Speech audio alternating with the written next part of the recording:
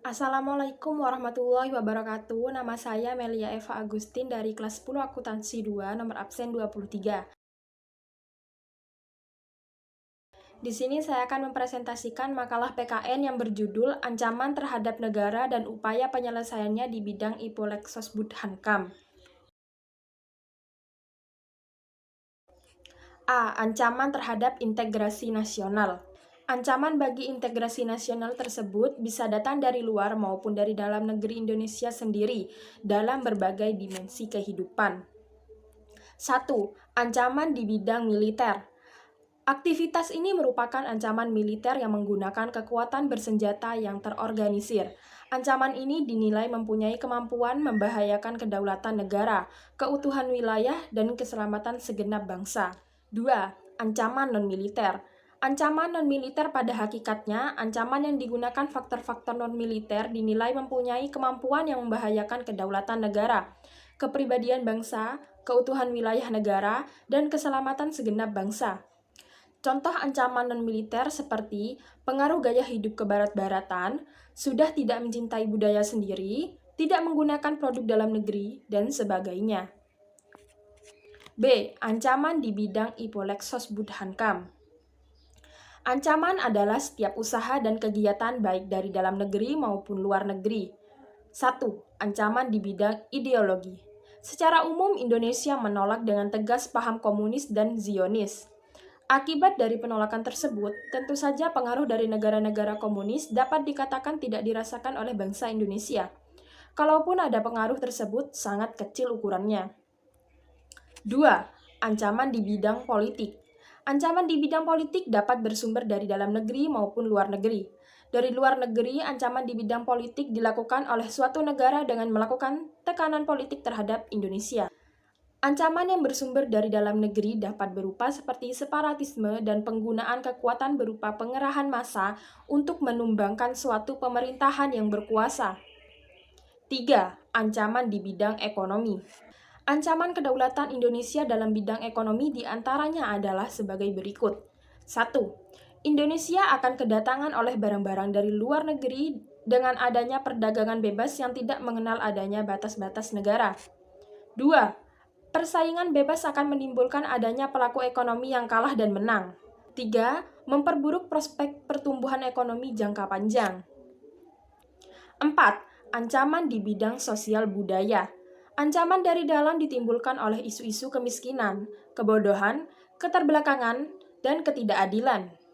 Isu tersebut menjadi titik pangkal timbulnya permasalahan, seperti premanisme, separatisme, terorisme, kekerasan, dan bencana akibat perbuatan manusia.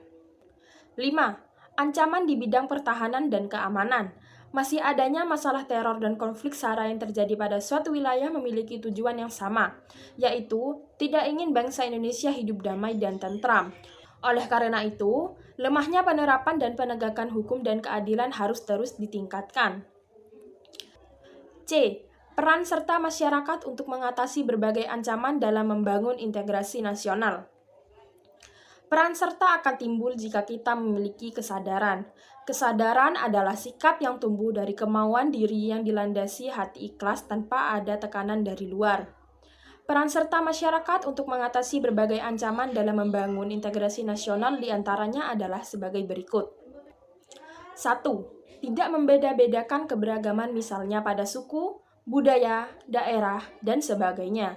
2. Menjalankan ibadah sesuai dengan keyakinan dan agama yang dianutnya. 3. Membangun kesadaran akan pentingnya integrasi nasional. 4.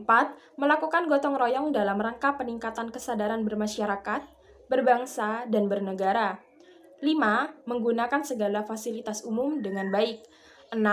Mau bersedia untuk bekerja sama dengan segenap lapisan atau golongan masyarakat. 7. Merawat dan memelihara lingkungan bersama-sama dengan baik.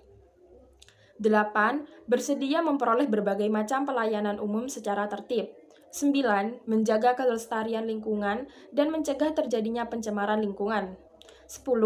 Menjaga persatuan dan kesatuan bangsa, dan lain sebagainya.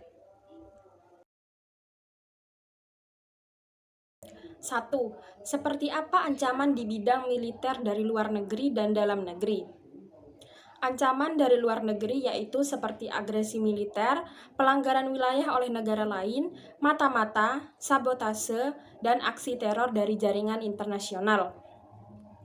Dan ancaman dari dalam negeri yaitu seperti pemberontakan bersenjata, konflik horizontal, aksi teror, aksi kekerasan yang berbau sara, dan gerakan separatis atau upaya pemisahan diri untuk membuat negara baru. 2. Mengapa Indonesia menolak dengan tegas paham komunis dan Zionis?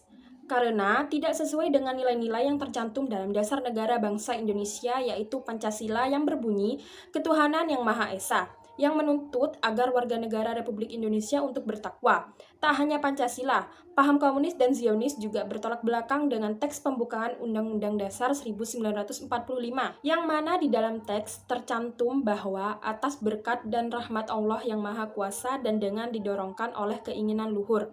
Dengan itu sudah terlihat jelas bahwa paham komunis dan Zionis sangat bertolak belakang dengan dasar dan ideologi bangsa Indonesia. Sekian dari presentasi saya, mohon maaf bila ada kesalahan. Wassalamualaikum warahmatullahi wabarakatuh.